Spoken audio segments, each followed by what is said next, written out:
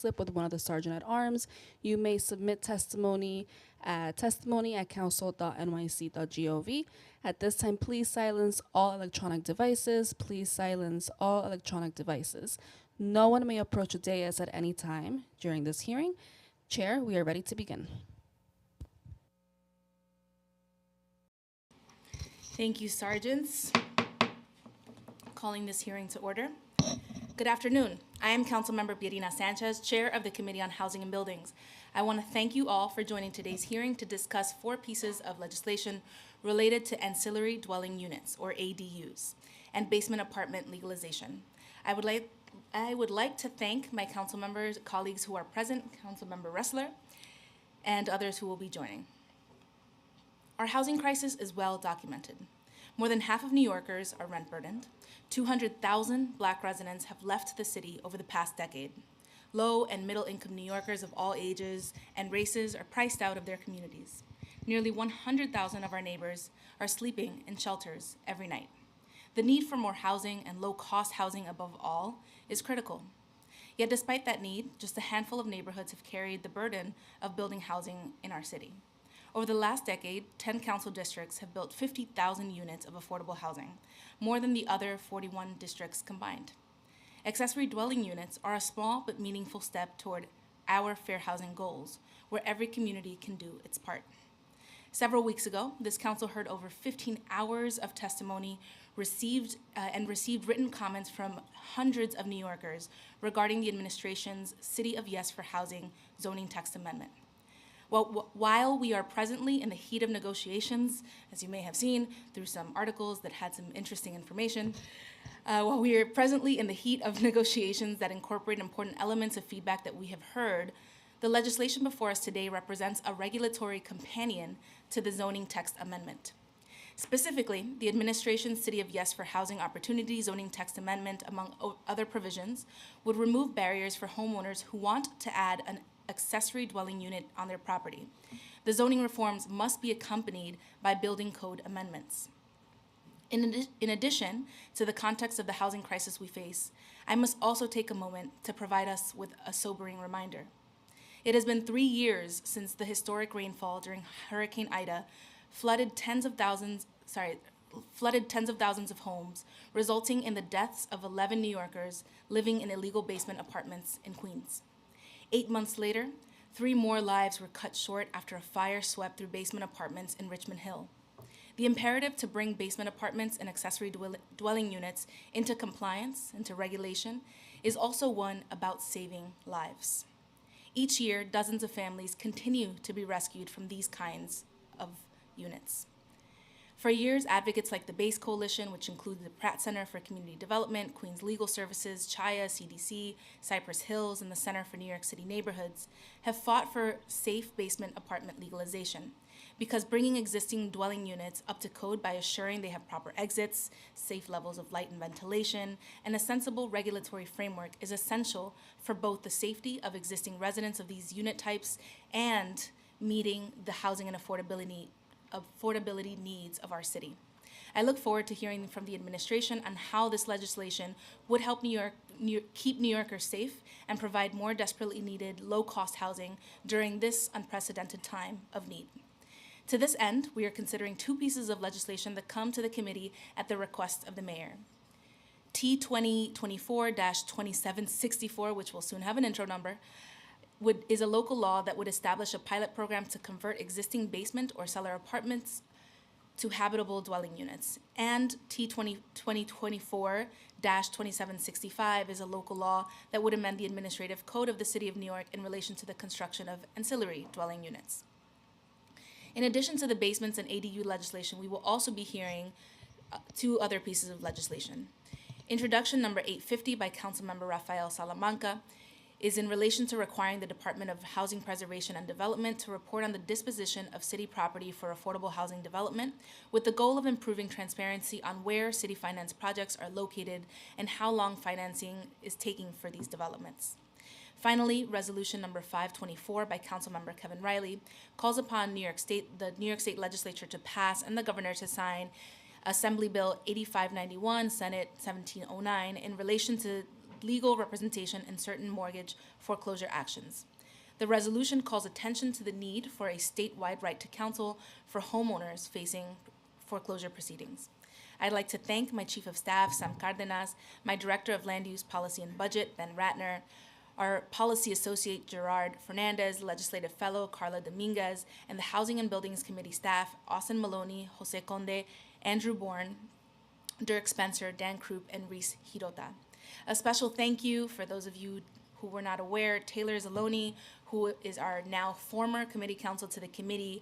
Her last day was on Friday. She did an excellent, excellent job, and her unending dedication to the work of our committee, coupled with her expansive knowledge of the housing sphere, made her an invaluable member of the committee team who will be sorely missed. We wish Taylor all the best as she pursues a new and exciting opportunity in her legal career. Thank you, and with that, I will now call on the committee counsel to administer the oath. Please raise your right hand. Do you affirm to tell the truth, the whole truth, and nothing but the truth, and to answer all council member questions honestly? Yes. Thank you. You may begin. Good afternoon. Before I dive in, I want to. Hang on. I'll move it closer. How's that? Better? Okay. I'm usually pretty loud, but okay. Before I dive in, I want to thank you for the opportunity to discuss accessory dwelling units, including basement apartments, which touch on critical issues facing New York City and present opportunities to make New York City more livable, safe, and affordable. Today, I will also be testifying on Intro 850, a bill requiring the Department of Housing Preservation and Development to submit quarterly reports to the Council for Affordable Housing Projects and Public Sites that have gone through ULURP but have not yet closed. Thank you, Chair Sanchez and Council members, for inviting us to testify today and for sponsoring these critical bills. My name is Kim Darga. As the Deputy Commissioner for Development at the Department of Housing Preservation and Development, it is my responsibility to think critically about how we can create, preserve, and protect affordable homes. I am joined by one of my team members, Stephen Erdman, who oversees our Homeownership Opportunities and Preservation Division, Gus Sirakas, Deputy Commissioner for Development and Technical Affairs at the Department of Buildings, and John Manchin, Housing Director at the Department of City Planning. As the Council knows, New York City is suffering from a severe housing crisis that is generations in the making. The effects are felt in every single neighborhood by New Yorkers from every single walk of life. City of Yes for Housing Opportunity, a citywide text amendment currently being considered by the Council, aims to tackle this crisis by building a little bit more housing in every neighborhood across the city. The plan has many components, from the Universal Affordability Preference, which will be the largest affordable housing program in the history of U.S. zoning, to changes that promote office to residential conversion. As Deputy Commissioner for Development, but really as a New Yorker, I love the differences between every borough and every neighborhood in our city. Importantly, City of Yes recognizes those differences and knows that not every community in the city can be treated the same. We do not want a monolithic city. City of Yes proposes tailored reforms that match the look and feel of New York's diverse neighborhoods. Today, we're here to discuss an aspect of City of Yes that is particularly important in lower density communities, accessory dwelling units, including basement and cellar apartments. Across the city, homeowners are confronting significant challenges. Older New Yorkers on fixed incomes struggle to stay in communities they built. Young families can't afford to buy a first home. For young adult children, grandparents, and caregivers. Accessory dwelling units can add new housing opportunities to low-density neighborhoods without significantly changing the look or feel of the neighborhood. Through the city's Fair Housing Plan, Where We Live NYC, HPD identified ADUs as a way to expand housing opportunities in low-density neighborhoods while maintaining their character. The City of Yes's ADU proposal puts this Where We Live strategy into action and is one step to making a fair city for all. City of Yes will give New York City homeowners the opportunity to add an accessory dwelling unit, a small apartment of no more than 800 square feet on an underused portion of their property. ADUs make it easier for homeowners to downsize, age in place, bring in extra income, or provide living space for a loved one. The ability to add an ADU will especially benefit older New Yorkers, which is why AARP New York has spoken out so forcefully in favor of this aspect of the plan. But the benefits extend well beyond seniors. Middle-class homeowners across the country are building and benefiting from ADUs. Today, roughly 1 in every 5 new homes in California is an ADU. Indeed, experience from major cities across the country, from Los Angeles to Chicago to Boston, shows that ADUs are a proven housing solution. They can provide a home for a family while also stabilizing homeowners who benefit from being able to have family living nearby or rental income to help provide financial stability. New York City's zoning laws are behind these other cities. Our homeowners deserve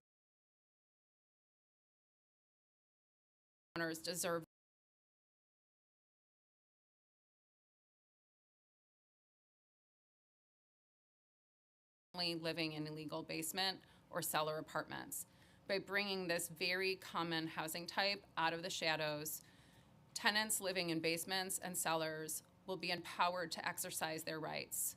Additionally, it is expected that the city will be able to address violations in otherwise safe basement or cellar units rather than simply issuing a vacate order, the only tool available to them today, and one that results in tenants losing their homes.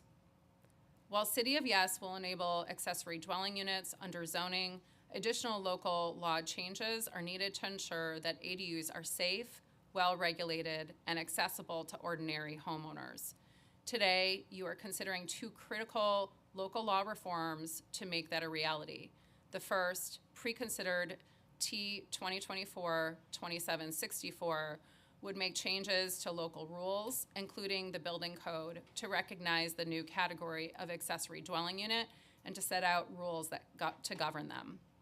The second, T 2024-2765, stands up a program to legalize basement and cellar apartments in certain community districts, taking advantage of new state enabling legislation that was won in Albany last session thanks to tireless efforts of advocates, including the BASE campaign, members of this body, and state legislative partners like Senator Kavanaugh and Assemblymember Epstein.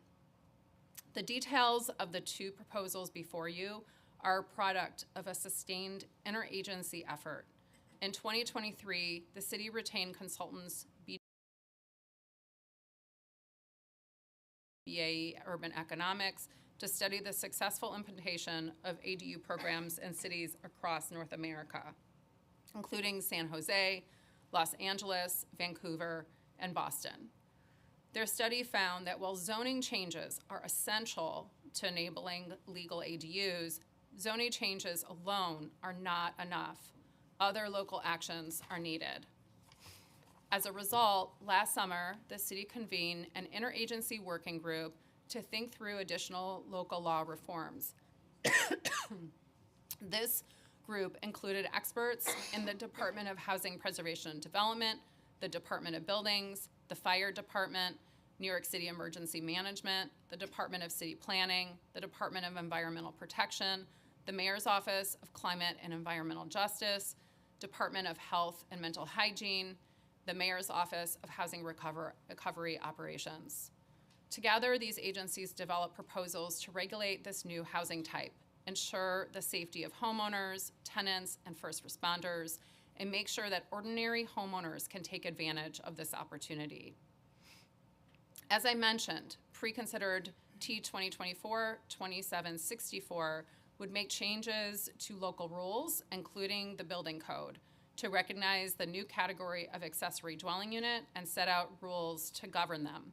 The most critical changes it makes respect health and safety, including require that all basement and cellar ADUs, as well as detached and attached ADUs, include automatic sprinkler systems. Fire department access requirements, including rules ensuring adequate egress and emergency escape and rescue openings. A new identification protocol so that first responders can readily identify the location of an accessory dwelling unit when they are called onto a scene, limits on basement and cellar apartments in areas prone to coastal flooding, and for the first time, in areas particularly prone to inland flooding. In basement and cellar apartments, new requirements for the installation of water sensors and flood alarms, as well as inward opening doors. Rules ensuring adequate light and ventilation, and minimum ceiling and window requirements, and so on. Together, these rules will help ensure that accessory dwelling units, whether they be basement or cellar apartments, additions onto existing homes, or backyard cottages, will be safe and habitable. Pre-considered T 2024-2765 would stand up a time-limited program to legalize basement and cellar apartments in certain community districts. Across the city, tens of thousands of New Yorkers live in basement and cellar apartments. The current law makes it illegal or infeasible to bring most of these units up to code. The current approach, a broad prohibition on lawful basement and cellar apartments, is simply not working. Basement and cellars continue to be occupied, often under dangerous conditions. Tenants lack basic protections because their tenancy is not lawful. And when something goes wrong, first responders are called into hazardous conditions, like flooded apartments without adequate means of escape or egress, or smoke-filled basements without fire suppression measures like sprinklers. Not all of these basements or cellars can be safely legalized, and enforcement against unsafe conditions is critical to protect tenants, homeowners, and first responders. But many units can be made safe. Unfortunately, a complex mix of state regulations, local zoning barriers, and local building codes have long made it difficult to bring those units that can be safely occupied up to code. Using new authority under the state multiple dwelling law, preconsidered T 2024-2765 is a breakthrough, providing a pathway to legalization for many units. The legislation directs HPD to provide technical assistance to owners of eligible basement and cellars and conduct HPD will also, subject to available resources, provide financial assistance to homeowners. And critically, the legislation creates an opportunity for currently unregulated units to come out of the shadows, make vital safety upgrades, and if they come up to code, become permanently lawful units. These rules were designed with safety in mind. Not every basement or cellar will be eligible. Units in areas of acute flood risk cannot participate. Eligible basements cannot pose any imminent risk to life or safety of its inhabitants, must pass an inspection, must have a means of egress directly to the outdoors, smoke and carbon monoxide detectors, and adequate ceiling heights. Once a property enters the program, property owners must continue to follow program rules, make upgrades over time, and within 10 years of enrollment, come into full compliance. But if homeowners meet these standards, a unit can receive a permanent certificate of occupancy. Importantly, this legislation also sets out protections for the tenants of currently inhabited apartments.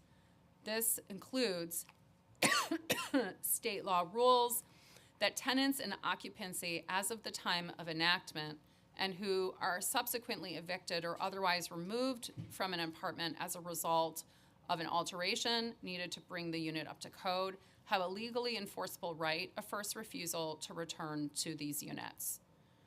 Together, these pieces of legislation will bring sorely needed relief to New York homeowners and tenants, making it easier for New Yorkers to age in place, to afford a starter home, to live close to loved ones, and to experience the peace of mind that comes from housing stability. Turning to Intro 850, we agree that transparency into HPD's programs and processes is important and appreciate Councilmember Salamanca's advocacy to move this legislation forward. We're looking forward to meeting with the council to explore ways that we can refine the bill to ensure the agency can implement the requirements of the bill without compromising on its intent.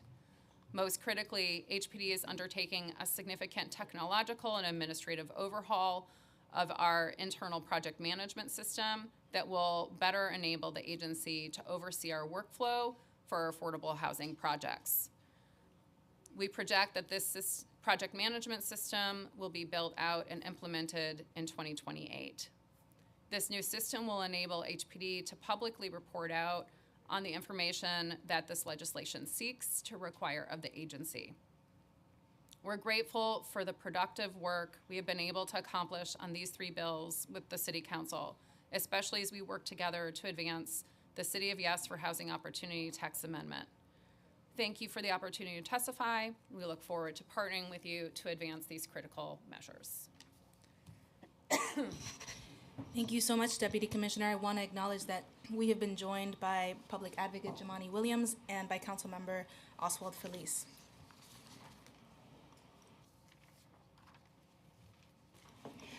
Before I begin with questions, we're going to have remarks from our Public Advocate. Thank you, Madam Chair. As mentioned, my name is Jamani Williams, Public Advocate for the City of New York. I want to thank Chair Sanchez and the members of the Committee on Housing and Buildings for holding this very important hearing. There are a number of bills being heard today, but I'd like to talk about 2 in particular requested by the Mayor. Intro number 2764 would require the Department of Environmental Protection to promulgate rules around flood risks areas and further set eligibility and design requirements for new ancillary dwelling units, also known as ADUs, in these flood risk areas. Similarly, intro number 2765 tackles the issue of converting existing basement apartments by establishing a legalization pilot program under the Department of Buildings. ADUs are a critical component of our housing stock, with an estimated 400,000 people living in basement and cellar dwellings across the 5 boroughs. Despite this, many units still remain illegal, out of code, and at risk of flooding, putting countless New Yorkers at risk. We saw the devastating impact that Hurricane Ida had on families living in these basement apartments when the storm took the lives of 13 New Yorkers. The efforts of these bills, in my opinion, are long overdue, but it is never too late to make these critical policy changes. It is also important to note, however, the city cannot alone cannot make these changes.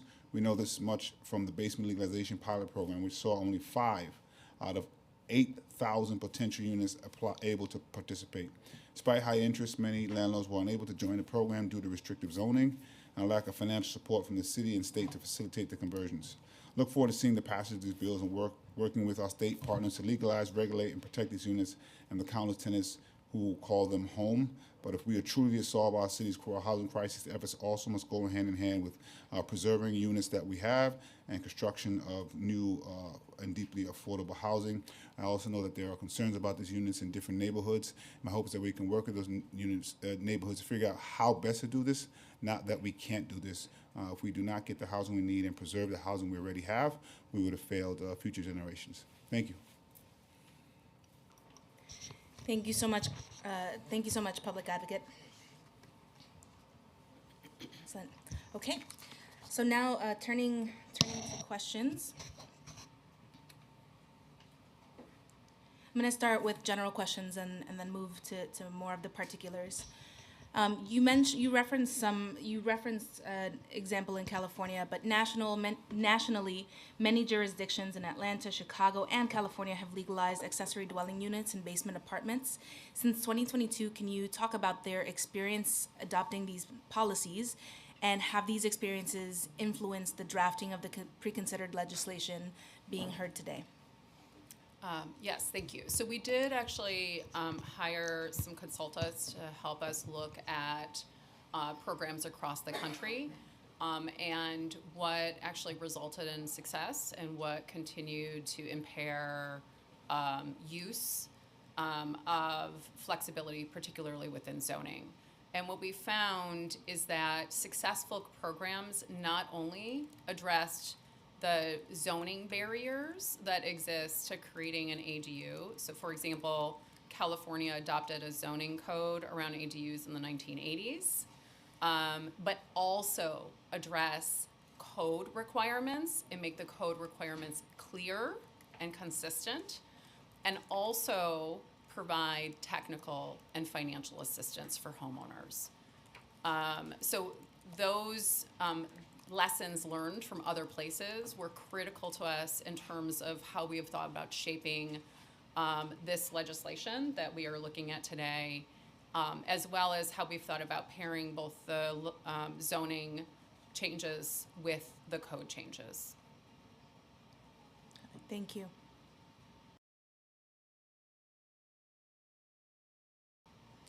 Can you speak to the ways in which this legislation would make it easier for homeowners to operate ADUs, and what are the benefits to homeowners for renters in search of low-cost housing?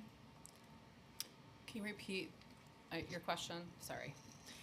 Yeah, just another general question on the potential benefits to homeowners. How will this legislation make it easier for homeowners to create ADUs, and what are the benefits for these homeowners and for renters that are in search of low-cost housing?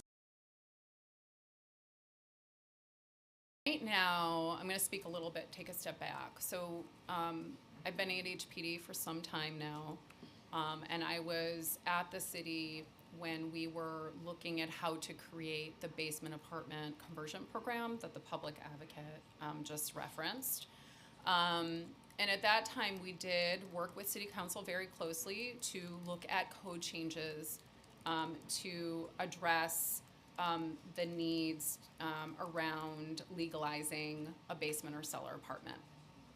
So the public advocate said, we reached out to thousands of property owners and Community Board 5 Brooklyn where it was authorized. And we actually heard from many homeowners that they were interested. At the end of the day, because of zoning limitations, as well as financial limitations and complexity, very few homeowners actually proceeded with that program.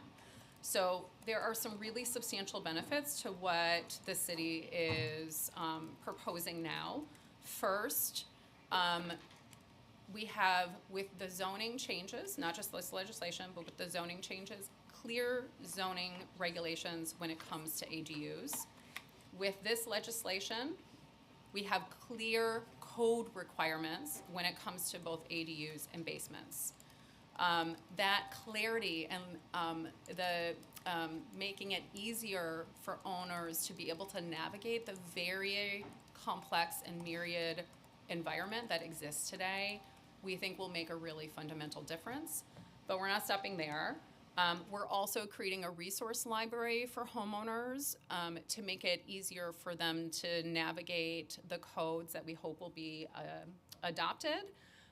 That will include step-by-step process for homeowners and how to navigate this, as well as we are hoping to have pre-approved plans available so that those, if they use those plans, they can move pretty quickly through the process, and certainly that will cut down costs. So we're working on many fronts to make it easier. In addition to that technical assistance, we are we have a +1 ADU program at HPD right now. It is more limited in scale today because of some of the zoning and code restrictions that exist, but it's our intent to make sure that that program remains an offering going forward. A couple other things I would just note. So we administer a lot of programs at HPD, including homeowner repair programs. We launched our latest homeowner program about 5 years ago, and in the first 4.5 years, we got about 5,000 expressions of interest in our homeowner repair program.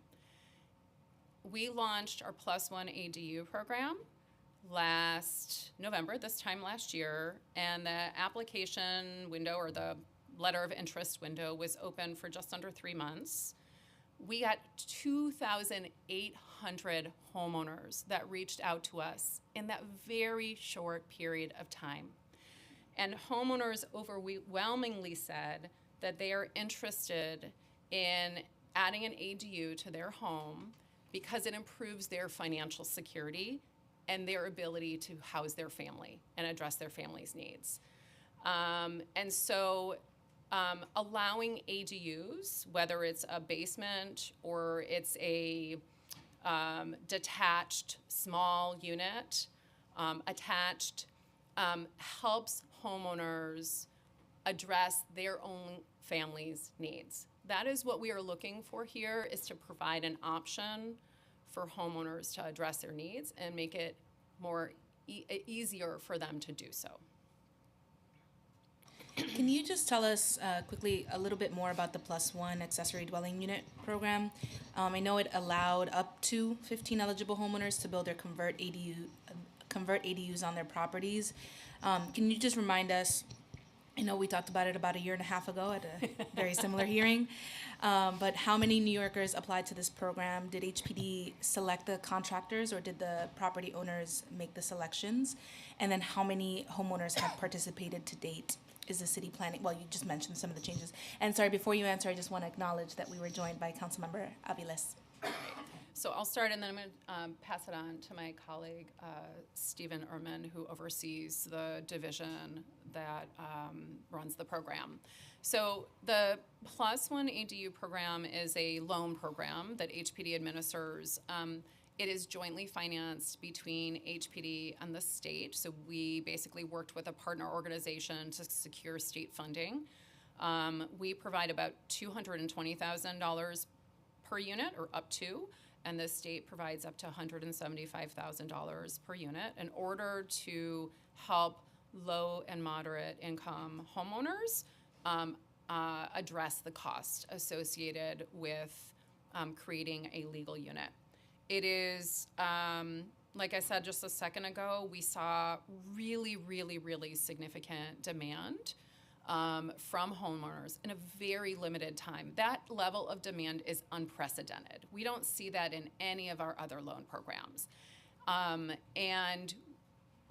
So it is clear to us, not only from that program, but from what we saw in the basement program, some of the research other organizations have done, that this is creating ADUs is something that New Yorkers are desperately interested in doing. So I'm going to turn it over to Stephen to talk a little bit about how we structure the financial assistance to make it affordable to homeowners, and also maybe to talk a little bit about the technical assistance we're providing. Thank you, Kim. So as mentioned, the city and the state both provide financial resources to homeowners to construct the ADUs. But as we've mentioned in the testimony and already in the Q&A, it's not just about financial resources. There's also technical assistance that's needed to navigate the process, the code requirements.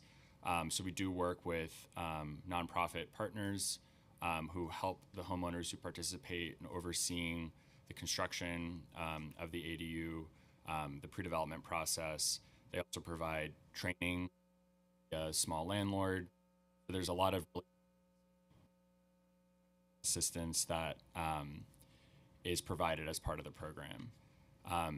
We already mentioned that we had about 2,800 households express interest. We're working with a subset of those households on applications right now. And hoping to get to the first loan closings, soon. And we have funding for about 35 households as part of the current program. One thing I would just add to what Stephen said is that, what we found is, even today, where we were very clear in advertising the program that it was available to existing single-family homeowners, because we knew that the zoning today creates really substantial restrictions, and we also know that the multiple dwelling law creates very substantial restrictions for homeowners converting from a 2 to a 3 family. So we did actually create some limitations. Even with that, we got all kinds of homeowners that reached out. And many of those homeowners still faced very substantial restrictions within the current regulations. Floor area, lot area, 30% of those that expressed interest were not able to move forward because of that. Because of minimum yard requirements, 15%, distance between structures, 13%. And then on a more limited basis, there were some restrictions associated with parking and coastal flood risk. So it's very clear to us that there is really substantial demand, but if we don't actually address the really substantial regulatory barriers that exist today, we're going to continue to prevent owners from having the option. Thank you. And is there any information you can share about the geographic spread of the interests from these 2,800 homeowners? Yeah, so we actually had interest from all 5 boroughs, even Manhattan, which I found very interesting. It was the least in Manhattan. They of have course. yards there? It was at least in Manhattan. It would make sense given just the density and housing typology. The most demand was in Queens, Staten Island, and Bronx, and Staten Island and Bronx were pretty equivalent, with Queens being first, Brooklyn being second. Now, I'm just remarking, no shade to my colleagues, but remarking that some of the strongest concerns and oppositions that we're hearing to just the legalization of accessory dwelling units is coming from parts of Queens and Staten Island. So I think that's very interesting. It'd be helpful to have those numbers and any breakdown that you can provide on, maybe even by council members, council districts, to share that with folks so they can see what the interest levels are in their own communities. Great. So my next question is on affordability protections, right? We're talking about ADUs, and you and I both framed similarly that accessory dwelling units can be helpful as meeting a part of the housing crisis that we have. Jamani, the public advocate, just mentioned that many advocates have estimated 400,000 New Yorkers that live in basement apartments now. They live there today. So for tenants who may need to temporarily vacate a basement unit that is being converted, or an ADU, whatever their circumstance, what are the rent protections that are on the table for residents, either in the pilot programs that you have described, or moving forward? What is the city considering in terms of protecting residents from displacement and from very big increases in their rents? Yeah, that's an interesting question. This is one area where to figure out the right path, I think it's more difficult, right? I run programs that finance affordable housing. That's what I do as a living. And there are times when we have to make choices. And I think this is one of those times. We just talked about a few minutes ago that right now, the barriers to owners in doing this work are extremely significant. If we don't make this possible for owners, it will not happen, and we will not create safer spaces for tenants to live. So our first priority here is to make sure that owners have the option, that we are balancing feasibility and safety within the codes, and that we can create a path for people to bring ADUs out of the shadows. So that's our first priority. For the basement temporary status program that was authorized by state law and that we had authorized in New York City through the legislation that we are looking at today, the basement or cellar apartments that have a resident there, and at the point in time the law was enacted, and that where that has the ability to return to the unit, their choice to return. So the point here is not to remove folks, right? It's to give them a choice to stay, but to stay in a safer home.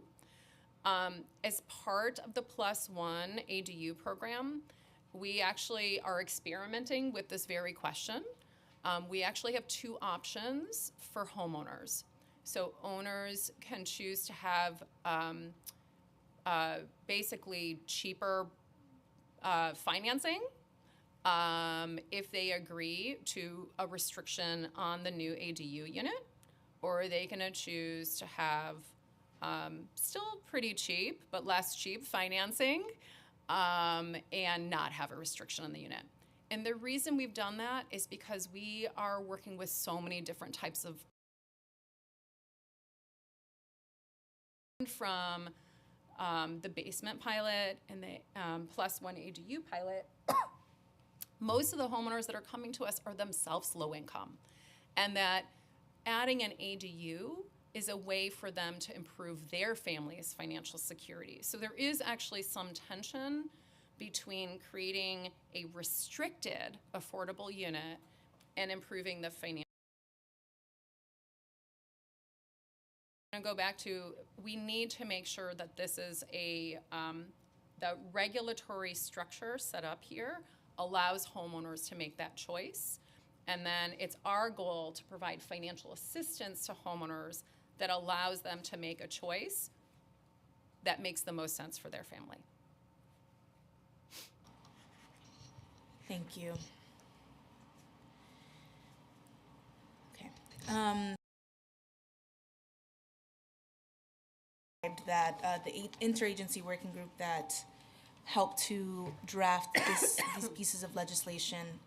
Can you tell us when the working group was established? Who was a part of the working group? Specifically, did the city consult with external folks, external staff to the city, members of the industry, plumbers, different trades? So this is now, I'm going to go back a little bit. Around basements and cellars. In fact, the first one that I was part of emerged after the East New York rezoning, when the community there said, we want an option to be in our neighborhood. And so we worked with many external stakeholders to assess what was necessary in order to do that. And we, as part of that, City Council passed legislation. That code is very similar to the one that we are looking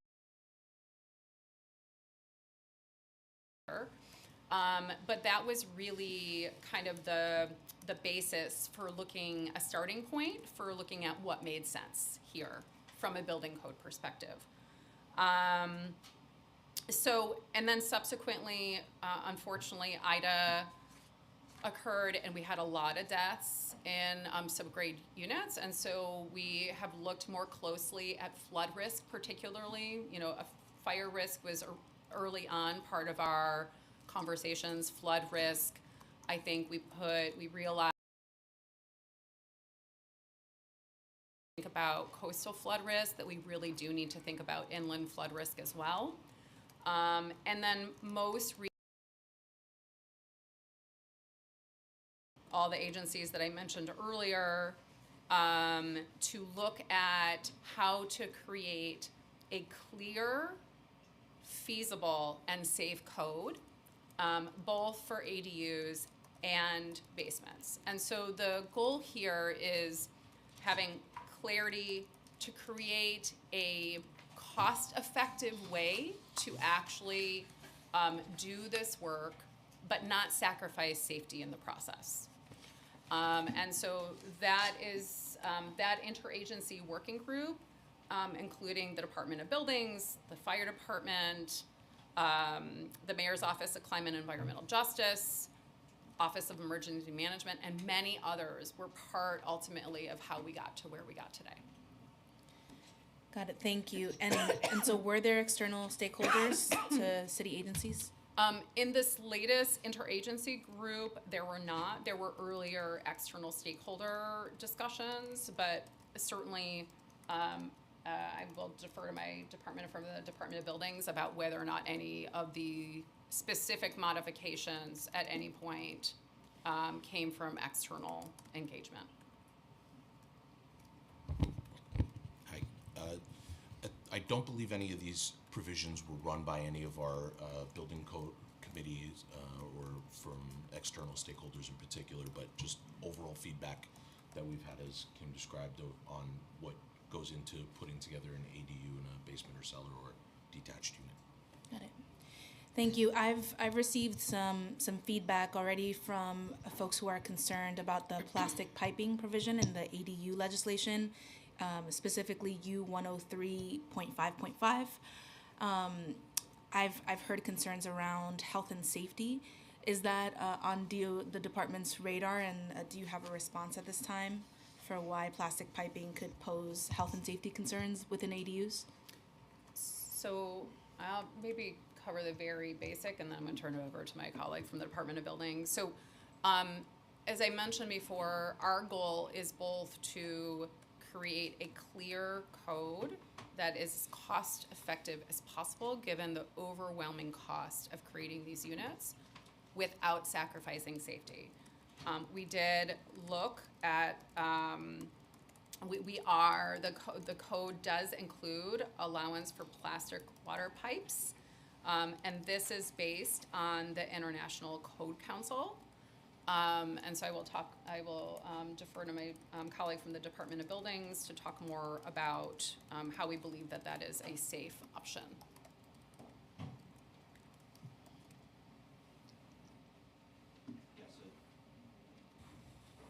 Thanks. Yes, as Kim mentioned, the requirement here, we're actually referring back to the New York State codes themselves for whatever materials are approved for use in the rest of the state.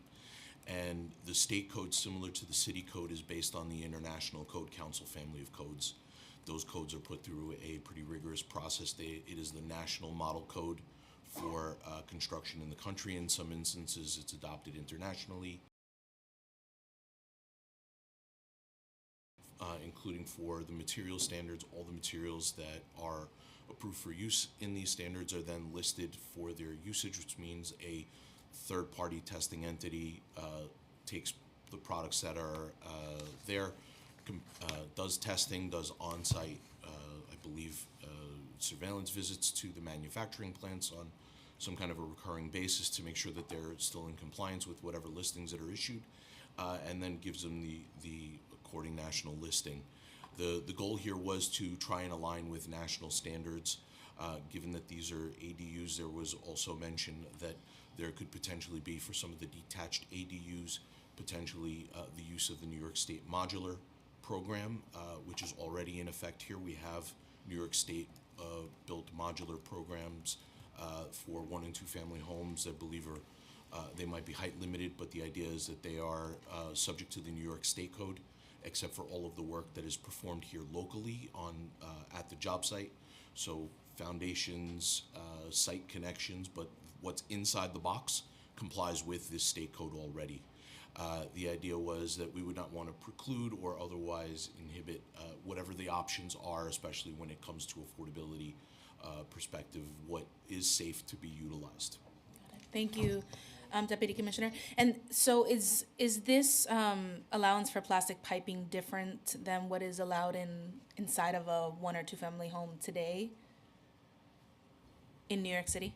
I would have to check, but I believe this is different than what's allowed in the New York City plumbing code. But it would match what's allowed for a modular 1 or 2 family home built under the New York State plumbing code and placed on a foundation here in the city.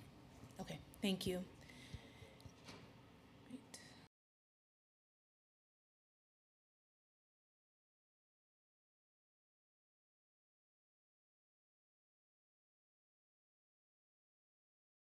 That we found in the legislation, so wanted to ask about it. As amended by the City Planning Commission, the City of Yes for Housing Opportunity zoning text amendment allows 1 ADU per 1 or 2 family dwelling with some geographic exclusion, but the legislation allows 1 per tax lot.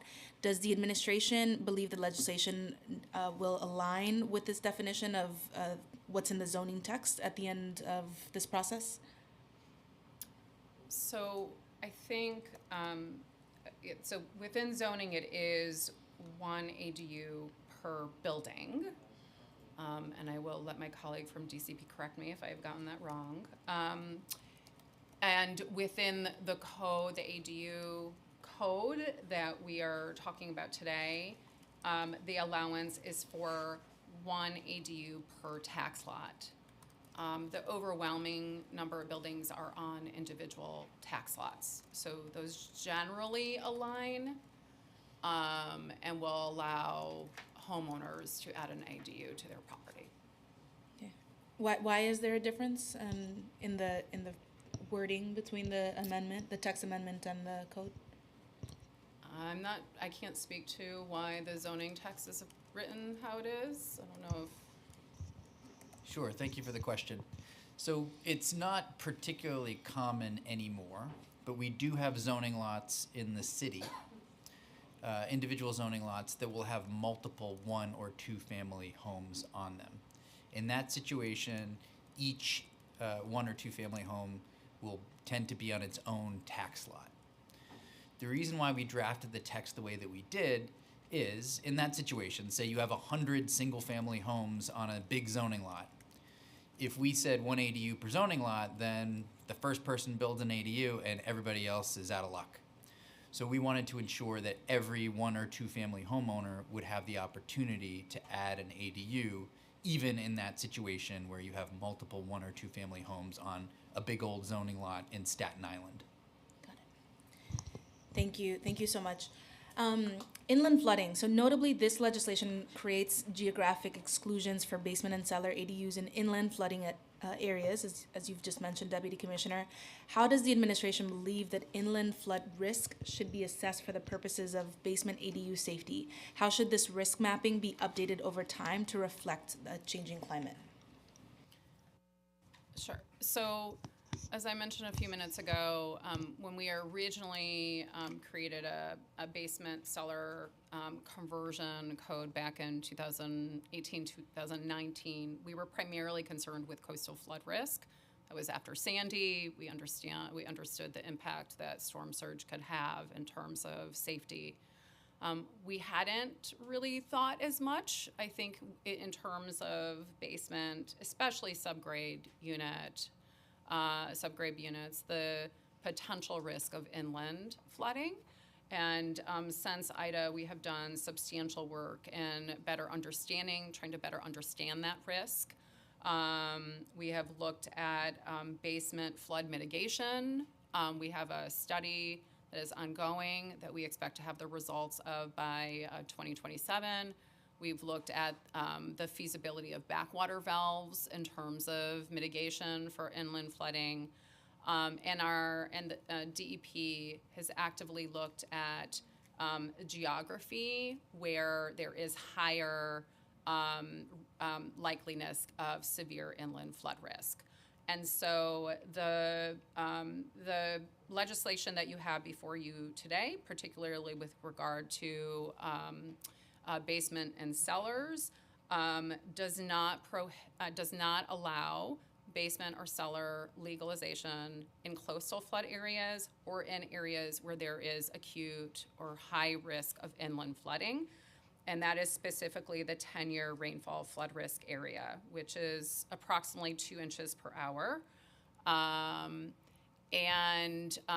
We do expect that there will be some allowance. We're going to be working with DOB and the other agencies over the next couple of months, if this legislation is passed, to create rules around areas that have less acute inland flood risk, but where additional flood mitigation actually may be warranted. And there are a range of strategies to mitigate risk, including raising utilities, making sure that windows are raised a little bit, so not right at grade, thinking about where water moving away from the building rather than toward the building. So some pumps, there are a range of mitigation measures that could be adopted so that we potentially could allow legalization, right? Because we know that a lot of folks are living in these homes today, clearly not safely. But making sure that there's additional measures in place. We have thought about flood risk more generally for ADUs. So for at grade, above grade ADUs, you could elevate depending on your coastal or inland flooding area. I think that is an acceptable approach.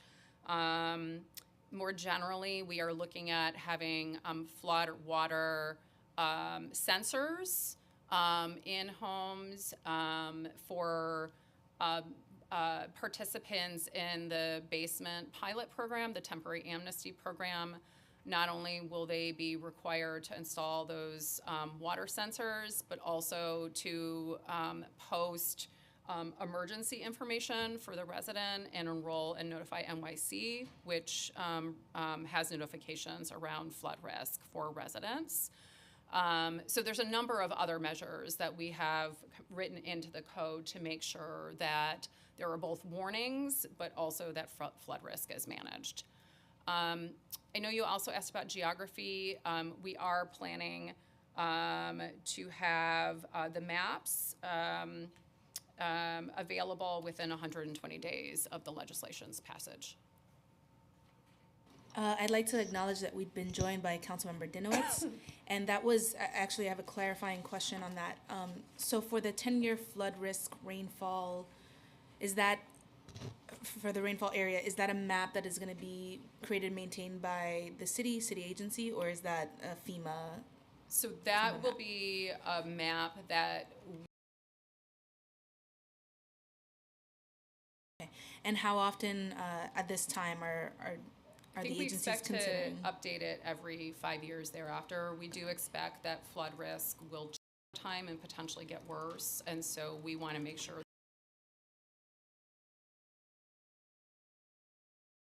You said the city will publish the map within 180 days? 100, I believe 120 days of enactment. Great, thank you.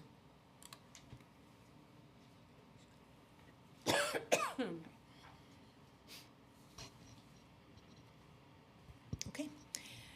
Ancillary dwelling units. Why is the city using the term ancillary dwelling unit when other jurisdictions just call them accessory dwelling units?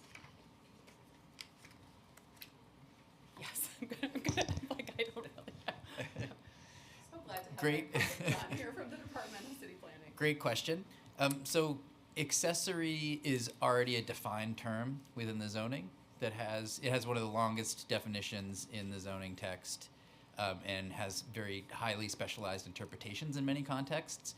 I can say my colleagues at City Planning have spent a lot of time talking with our friends at DOB around particular issues with the accessory definition in order to sidestep that history, that complexity, and everything else to make sure that we were not, stepping into a quagmire. We simply called them ancillary dwelling units rather than accessory, so as to avoid any confusion among plan examiners or others in the future at DOB. Got it. Thank you. Does the administration at this time have an estimate of, with the criteria you're setting forth, how many properties could be eligible for the creation of an ADU or the legalization of an ADU? So I think there's a number of things going on right now, right? We're talking about changes to zoning, and then we're talking about code changes. And the impact of those are potentially different, but they intersect. For the zoning changes, we expect that approximately 5% or up to 5% of eligible property owners may take advantage of that over 15 years. And I probably have an estimate of how many homes that is, if you give me just a second. That would be somewhere between 26,000 and 39,000 ADUs over 15 years, based on the zoning barriers being addressed. Addressing the code changes are necessary in order to effectuate those conversions.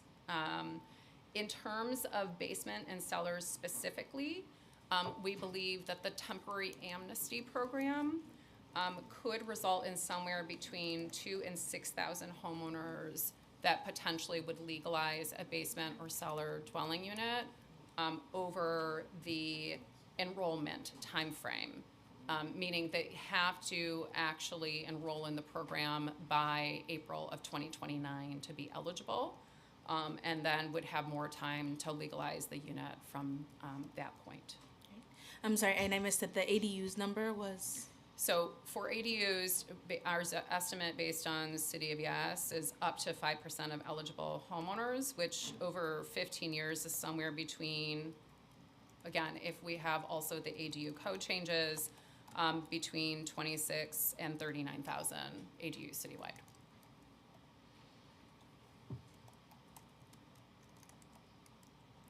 Got it. Thank you. When it comes to sprinkler and fire safety measures in ADUs, Do other jurisdictions require automatic sprinklers within ADUs? And in jurisdictions that have ADU regulations, have there been any fire safety concerns or incidents that you would want to highlight for the public? So I can start and then I'm gonna turn over to my colleague from the Department of Buildings if he wants to add anything. So fire safety has been a critical concern of ours since we first started to talk about basement and cellar legalization in the 2017, 2018 timeframe. We have some of the strictest fire safety standards in the United States, and the ADU and basement codes before you do require automatic sprinklers in the accessory unit. That certainly does go beyond the standards that other jurisdictions have, but we do believe fire safety is essential, not just for the resident, but also for first responders. That is not the only way that we are addressing fire safety within the legislation that we are discussing. We also have a requirement for smoke alarms, carbon monoxide alarms, and if there's gas service, also a gas alarm. We require a firewall or barrier for attached or internal ADUs, or a 10-foot clearance for detached ADUs. We require fire separation between the boiler or furnace and any habitable spaces. We also require emergency escape and rescue openings, and for a basement or cellar, that means windows in addition to a door. We have also worked really closely with the fire department to look at access. And one thing that we're doing here is making sure that the ADU is clearly identified. So for example, a basement or cellar ADU will be labeled apartment U. A rear attached or detached ADU would be apartment R. So first responders will know where to go if they need to actually go to a building. And of course, we talked about earlier that we are making sure that there is emergency preparedness information posted and that the building owners are signing up for Notify NYC. Thank you.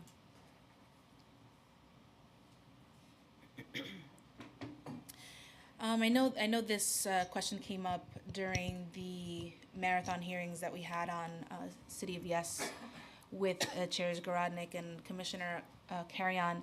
But do you have any further, have you had any further conversations with the Department of Finance or others within the administration on how converting existing basement or cellars into apartments could impact the tax assessment of the property?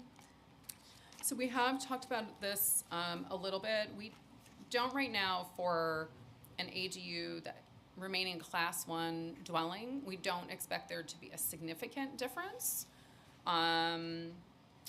Though, under this, the state actually passed authorizing legislation last year that would allow New York City to opt in to a program that would offer a tax exemption. That's certainly something we're willing to discuss with City Council. But from what we have seen so far, we don't expect there to be a significant increase in tax liability because the property class tax will not, our tax class will not change.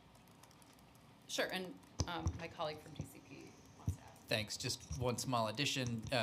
City Planning spoke with Department of Finance on this issue a few months back, and they clarified that there will be no increase in assessed value and taxes merely with the zoning change. It's only if and when somebody actually does something to the property, adds an ADU, that it could affect assessed value and taxes. So that'll be one of the things that homeowners can take into consideration when they're making that decision. The only instance when zoning itself affects assessed value and taxes is in the case of a vacant lot. They made clear to us. Thank you. That makes sense.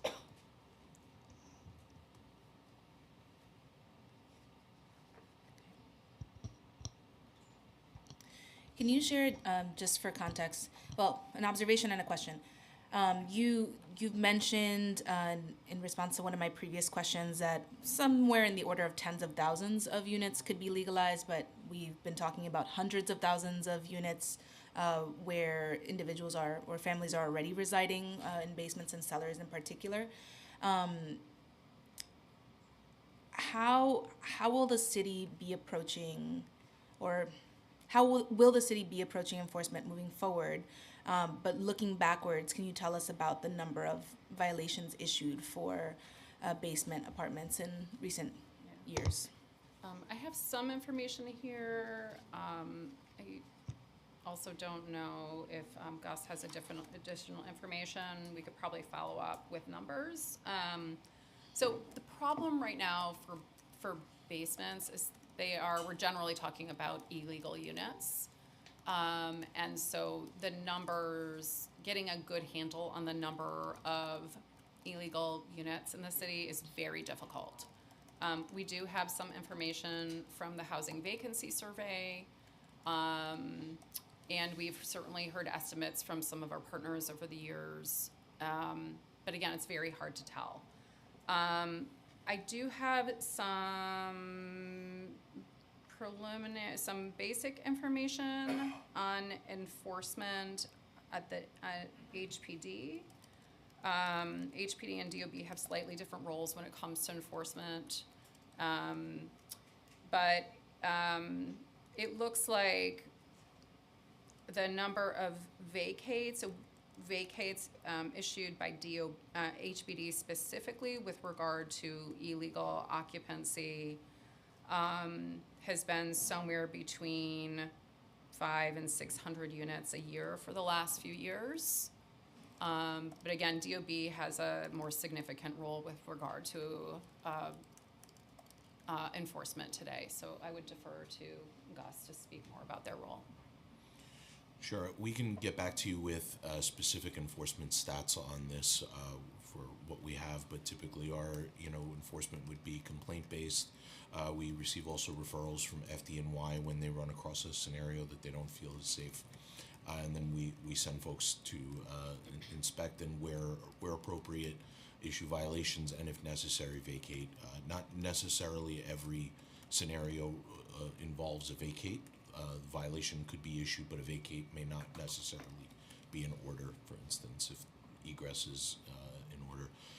Other scenarios, though, would trigger maybe an automatic vacate for things such as illegal gas work. that might be in connection with the additional dwelling unit. Thank you. Moving forward, if this bill becomes law, if the zoning text amendment becomes law, would homeowners still be penalized with fines and enforcement, or would they be asked to attempt to legalize the structure? So an owner that is enrolled in the temporary authorization program, we will not enforce vacates during that time frame, right? The idea is to actually put these properties on a road to legalization. In order to enroll, they have to pass some basic safety standards. So there is an inspection of the property, and we can defer waive penalties during the temporary legalization or temporary status period as well. Got it. Thank you.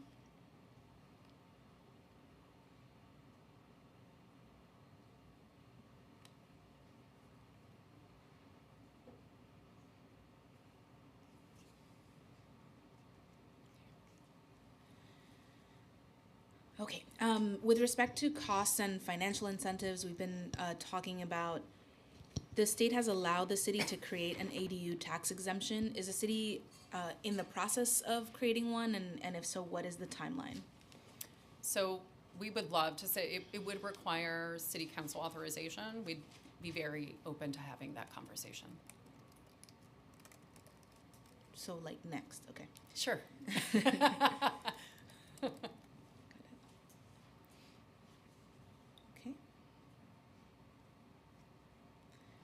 I'm looking through all my questions. I think I'm near the end. Shocking, I know. Okay, one last question on affordability or just rent levels. Would the city be tracking the rent levels that are provided within ADUs and basement converted units? So for an owner that is just participating, like, creating an ADU, they're going to DOB, they're applying for the temporary status program, or creating a new ADU otherwise, that's something that we would not have access to. For owners that are participating in our financing program, that is absolutely something that we will not only track, but have access to information for. And as I mentioned earlier, the program today offers owners a choice to either agree to a restriction on the unit or not. And depending on whether that makes sense for them financially and based on the financial assistance that we're offering. We are working with our program partner to help the owner with lease up of that unit, so we will absolutely know the rent charged. Great. Thank you so much. With that concludes my questions, just mine. Thank you for your testimony today, and I look forward to continuing discussions over the next few days. Thank you very much. Thank you. Bye.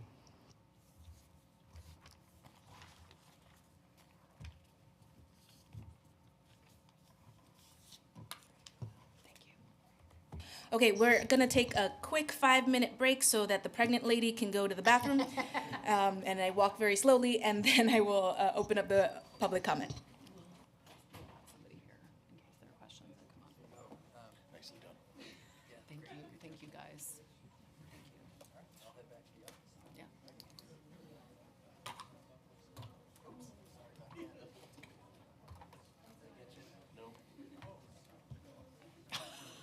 Uh-oh. We can ask.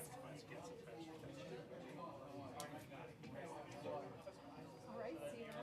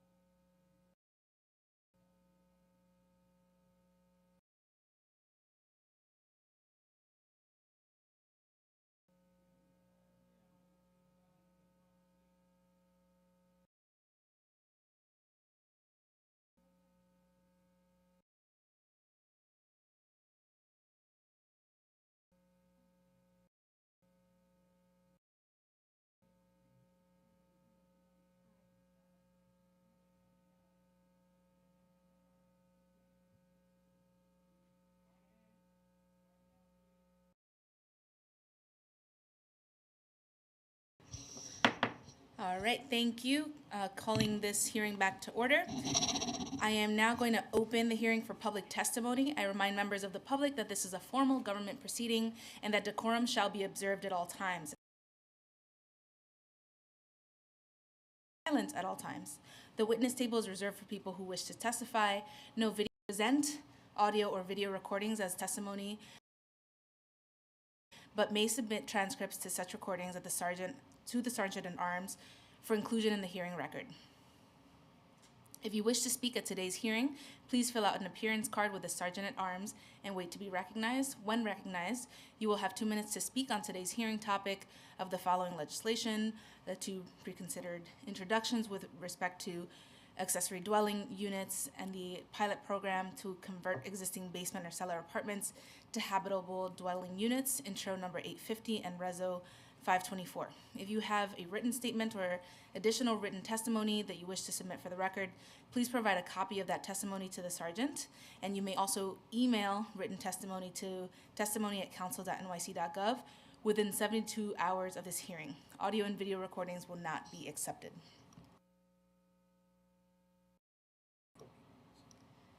Okay, I will now call the first panel.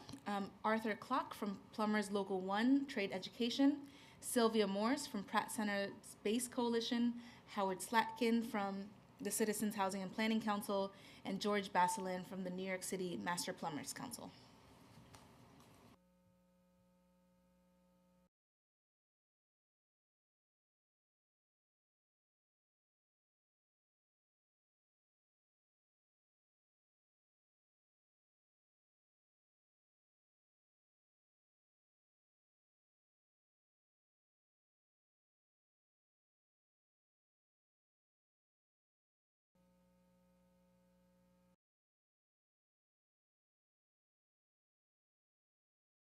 Whoever is ready can begin.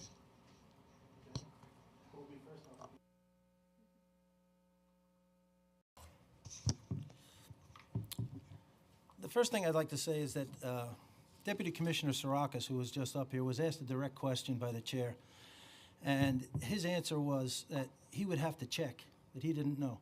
So he doesn't know the plumbing code, and he doesn't know whether plastic water supply piping would be allowed in a 1- and 2-family home. The answer is no, it would not be allowed. I just thought I'd like to correct that. Good afternoon. My name is Arthur Clock, and I'm Director of Trade Education for Plumbers Local 1 Trade Education Fund. My thanks to Chair Sanchez and members of the City Council Committee on Housing and Buildings for the opportunity to speak. I'm here to express strong opposition to both T 2024-2764 and 2765, proposed legislation governing the construction of ancillary dwelling units, and a pilot program converting existing basements or cellar apartments to dwelling units. The use of plastic piping or plastic PEX tubing in the plumbing of these units has been quietly slid into both bills and makes them risky and unacceptable.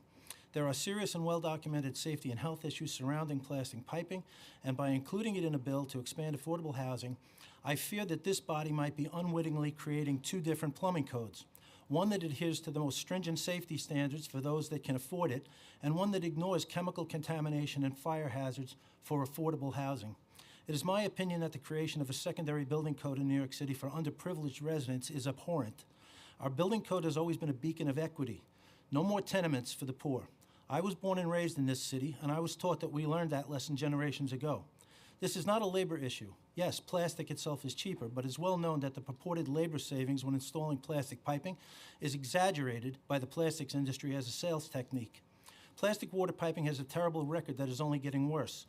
Do not take my word for it. Check with FDNY and NYCHA, who only a short time ago reiterated their opposition to the use of plastic piping, including saying that even if its use was approved, they would not use it.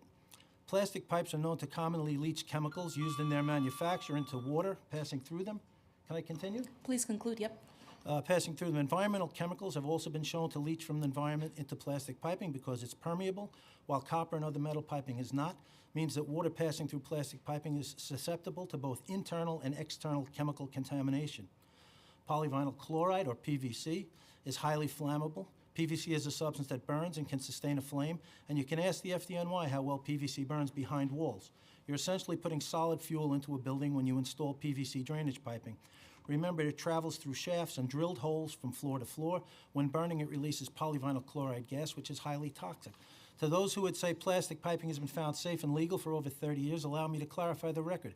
Every 4 or 5 years, when a previously unidentified chemical is found to be leaching from plastic piping, the plastic companies reformulate the chemical makeup of the piping.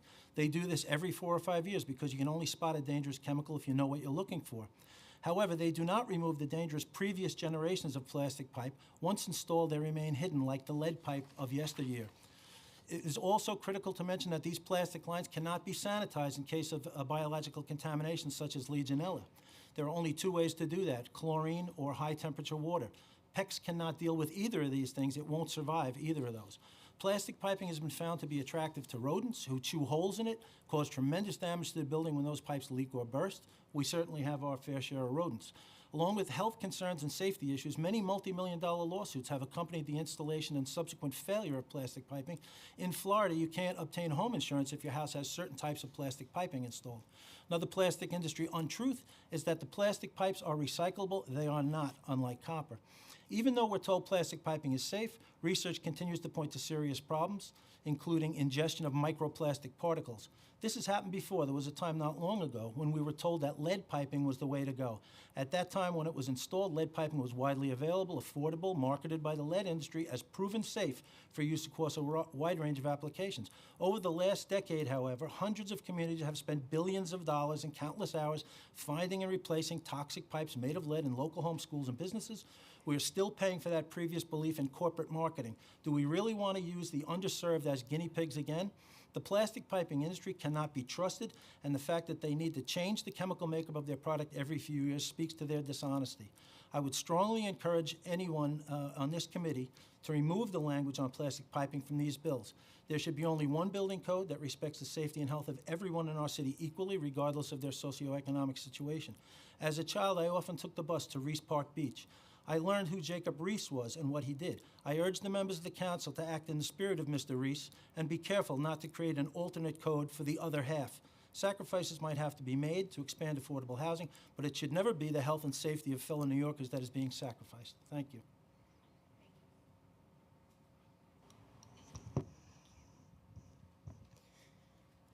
Good afternoon, Chair Sanchez and members of this committee. Thank you for the opportunity to testify in support of these 2 urgently needed local laws to advance the safety of basement and cellar apartments in our city. I'm Sylvia Morse of Pratt Center for Community Development, which has been working on this issue for more than 15 years with the Basement Apartments Safe for Everyone, or BASE, coalition. As we heard earlier today, basement apartments are a critical part of the city's low-income housing stock, home to tens of thousands of New Yorkers. Pratt Center has found that unaccounted for units are concentrated in neighborhoods that are majority people of color and where rent burden and poverty rates are higher than citywide. Amidst our city's housing affordability crisis, many low-income New Yorkers will continue to rely on basement apartments. Yet, because this housing is unregulated, residents lack basic tenant protections and may be living in unsafe conditions. To protect our neighbors and mitigate the fire, flood, and eviction risks, basement and cellar apartment safety must be regulated. We urge this committee and the council to pass the 2 bills related to ADU regulations and a program to safely convert existing basement and cellar apartments. We also ask that City Council consider steps to ensure these bills have the greatest possible public safety impact. Most urgently, the geography of the basement and cellar conversion program should be expanded to include as much of the city as possible. The program area currently includes the 15 community districts authorized by the state to pilot reforms to the multiple dwelling law, which affects 2- and 3-family homes converting a basement or cellar unit. As reported in the press at the time, these 15 districts were decided in Albany without transparency and seemingly arbitrarily, excluding many neighborhoods where unregulated units are concentrated. The city has the authority to extend significant regulatory relief to single-family homes, which are not affected by the state multiple dwelling law, outside of those 15 districts. A Pratt Center analysis found that half of the city's potentially convertible units in cellars citywide are in single-family homes. We urge City Council to use its powers to make sure the basement and cellar program improves safety in as many neighborhoods and homes as possible. Additional recommendations to strengthen these bills are detailed in our written testimony and testimony you'll hear from our colleagues in the BASE Coalition. If I can briefly just add, that beyond regulatory reforms, the city will need to ensure that the basement conversion program is adequately funded to serve low-income homeowners and tenants, and is developed and implemented in partnership with community-based organizations in frontline communities. BASE has been sounding the alarm on this issue for more than 15 years, and in that time, the growing severity of our climate and housing crises have only increased this need. We urge City Council to act now. Thank you. Thank you.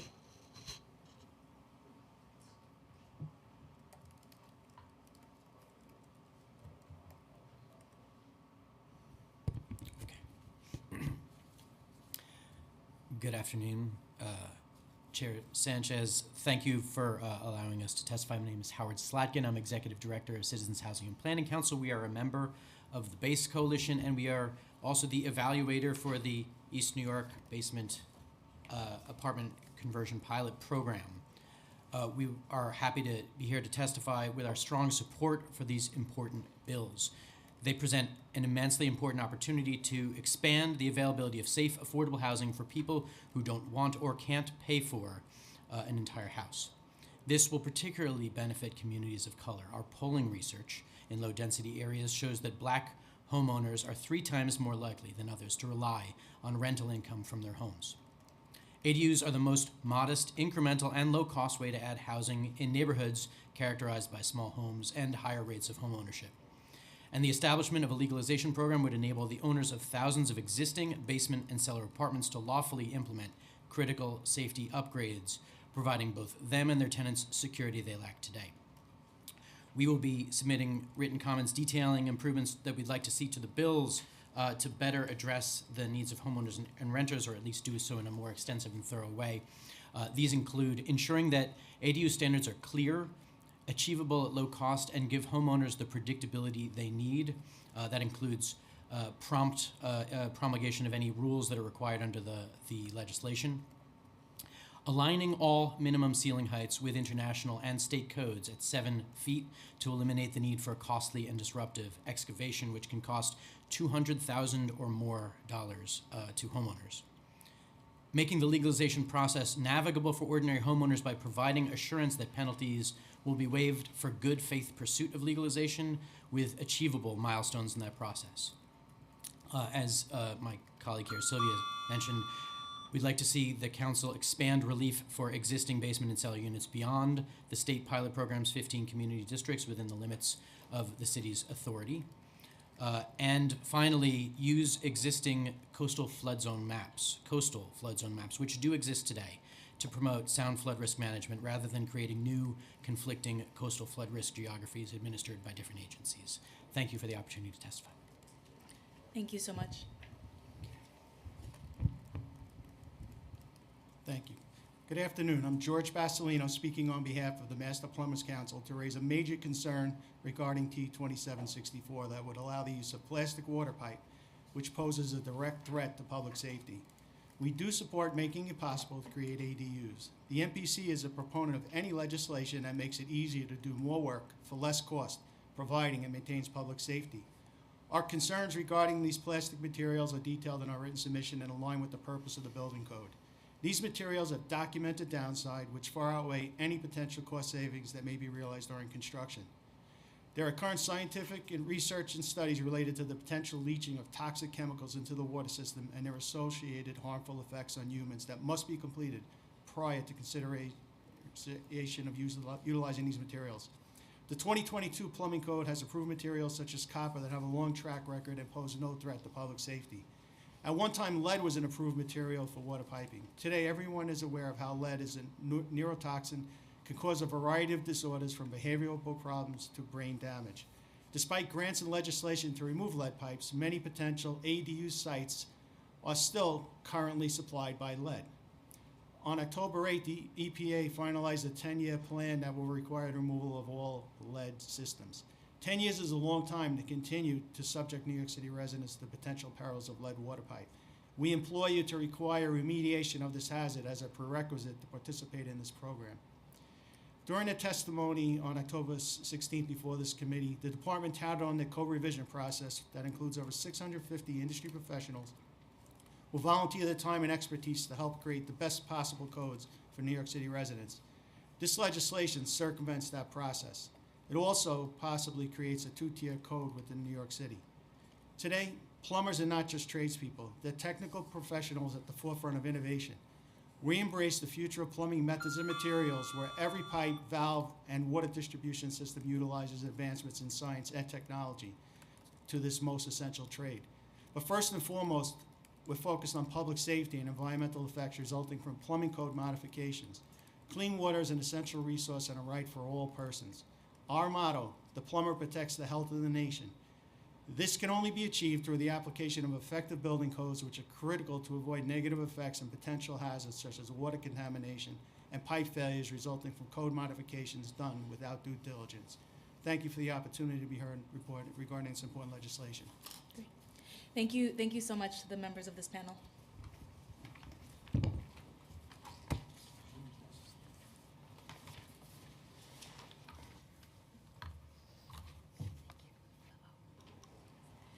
We will now turn to testimony on Zoom, to remote testimony. Once your name is called, a member of our staff will unmute you, and the Sergeant at Arms will give you the go-ahead to begin. Please wait for the Sergeant to announce that you may begin before delivering your testimony.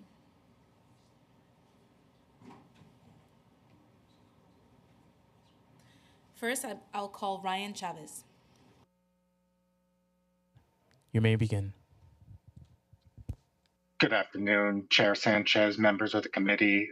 My name is Ryan Chavez, Director of Small Homes Programs at Cypress Hills Local Development Corporation.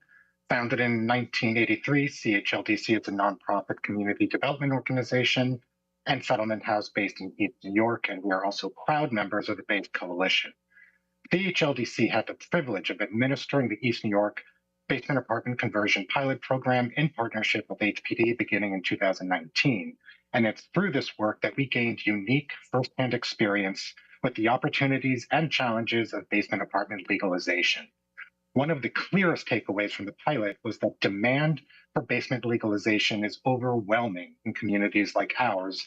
However, we also learned that existing regulatory barriers make it nearly impossible to implement a program of this kind at scale. So the ADU and basements bills under consideration today represent significant steps forward in addressing several of the barriers identified in the pilot, and we commend the Council for taking up these bills and strongly urge you to pass them. We also recommend a few key revisions that would further strengthen this legislation, which I will detail in my written testimony. But here I would urge the Council to align the minimum ceiling height requirements for subgrade apartments with international and state codes that require a 7-foot minimum. This revision would eliminate the need for exorbitantly expensive excavation work, a major barrier in nearly all homes in the East New York pilot. Further, to ensure that this program is effective in low and moderate income communities where basement apartments are concentrated, it is critical to accompany these legislative changes with a robust public loan and grant program, which should be paired with rental affordability requirements. Without financial support, homeowners of modest means simply will not be able to afford the upgrades necessary to bring them into compliance. Thank you. We Your firmly time has believe. expired. Thank you very much. The rest of my comments will be in my written testimony. Thank you so much for your testimony and for your advocacy. I'd next like to call up Aneta Sisharan. You may begin. Good afternoon, Chair Sanchez and committee members. I am Aneta Sisharan, the Executive Director of Chaya Community Development Corporation, which is a member of the Base Coalition. And my organization has also been working on basement issues for the last 15 years. I'm here today to express our support for the bills that enact a basement program referred to as T2024-2765 and the amendments to the administrative codes pertaining to ancillary dwelling units referred to as T2024-2764. As the committee is well aware, New York City's housing and affordability crisis have reached a critical point. The ability to find safe, secure, affordable housing and maintain it is extremely difficult for low to moderate income families, Almost half of the city's population is rent burdened, spending more than 30% of their income on rent alone. Similarly, being a low income homeowner of color in Queens is also incredibly hard. Neighborhoods like Jackson Heights, Jamaica, South Ozone Park were ground zero for the foreclosure crisis 15 years ago and still suffer in the aftermath of COVID. Exacerbating these issues is climate change, where basement dwellers live in fear of the next heavy rainfall. Because of this precariousness for basement residents, Chaya has been advocating for critical safety measures, as I mentioned before, for the last 15 years. We have found that the current status quo often perpetuates dangerous and precarious living conditions for a significant portion of our vulnerable communities. As such, we strongly support these bills, which make subgrade units safe and habitable. We urgently advocate for this expansion of regulatory oversight of these homes that will address and correct existing health and safety standards. The bill addressing basements applicable to 15 NYC community districts takes a common sense approach to creating a program for homeowners. It allows for homeowners to step out of the shadows without fear of enforcement and start on a path towards legalization. It simultaneously requires immediate safety precautions to preserve life in the case of the next disaster. This program will have an enormous impact on homeowners and tenants alike in the 15 districts. Low-income immigrant homeowners will finally have a manageable path to conversion. Tenants will have a first right of refusal to come back after construction is done. We will have safety measures in place to protect from the next storm surge, all the while increasing affordable housing stock in New York City. Like the basement bill, we are also very encouraged by the city's proposal to bring more basement units online through the ancillary dwelling unit bill. This will allow for single-family homes to convert space into safe, livable units. Again, this is a thoughtful, measured, and responsible way of adding safety measures to homes while increasing the existing housing stock without expanding the footprint of the building and preserving the look and feel of neighborhoods. However, as encouraged as we are about the basement bill, we would also like to see the homeowner program expanded outside of the 15 community districts to homes that can avail themselves of the ancillary dwelling unit bill for their basements. Thank you. Your time's expired. I will submit the remainder of my testimony. Thank you. Thank you so much. Really appreciate it. Appreciate your advocacy.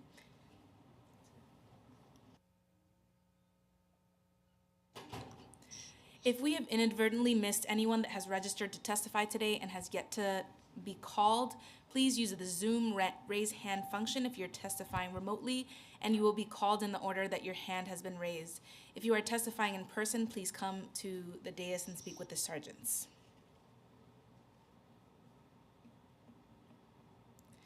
Seeing no one, I will now close the hearing. Thank you to the members of the administration and the members of the public who have joined us today. This hearing is adjourned.